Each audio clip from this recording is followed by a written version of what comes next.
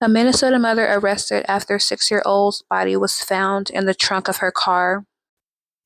The child's body was found after police noticed blood inside a 28-year-old woman's car during a traffic stop. Police say they stopped the car Friday morning after a caller reported a car had a shattered rear window and a blown-out tire, and the car was driving on one rim. When officers arrived on the scene, they saw blood on Julissa Thaler's hands, a shotgun shell, and a bullet hole in the back seat. The blood inside the car led them to the body in the trunk.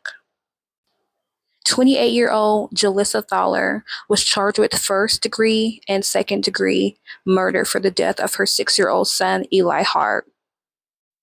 Police stated she murdered him and drove around with his body in the back of the car.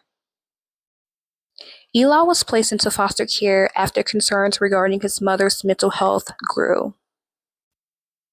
The last 2 years of Eli's life has been centered around an ongoing custody battle between his mother, Julissa, and his biological father. Eli was in foster care for almost a year. The family that temporarily fostered him stated he was an amazing kid that was full of energy, outgoing, and always smiling. He would literally befriend anyone. Dakota County court documents show there were concerns about Julissa's mental health, living situation, and criminal history. Friends and family stated they felt Julissa was unfit to take care of Eli and worried about his safety.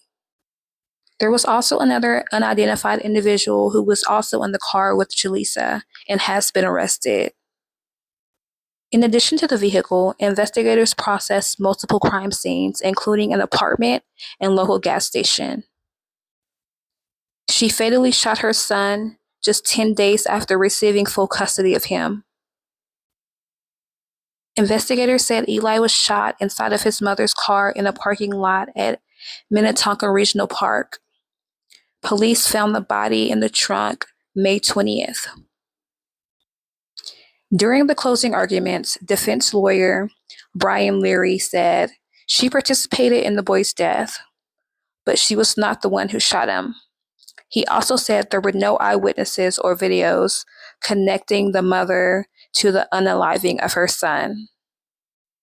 She's not charged with the crime they have proven, Brian said.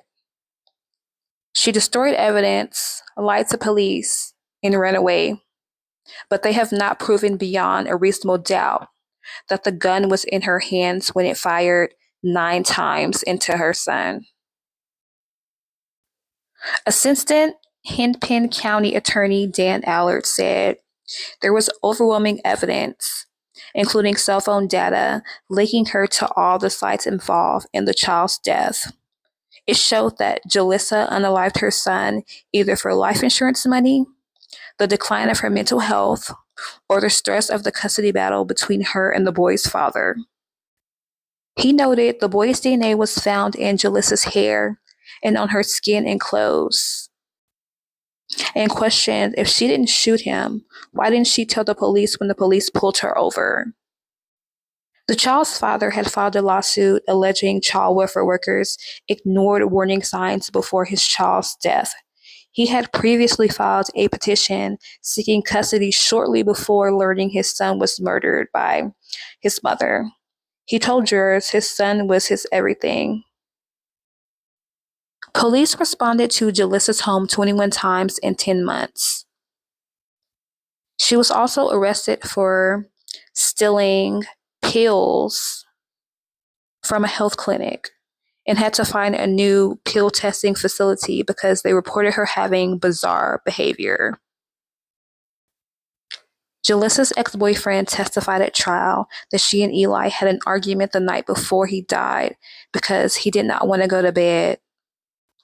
The ex-boyfriend also said she left the apartment and put a recently purchased Pew Pew in the car and grabbed her son and went downstairs. The boyfriend said he fell asleep, and when he woke up in the morning after she was gone, he asked her where she went. And she replied, "I had to go do something." It's also reported that the ex-boyfriend was not charged in this murder. And later that day, Jalissa was stopped by police officers that escorted her to her home before they continued searching her vehicle and later finding Eli's body in the trunk.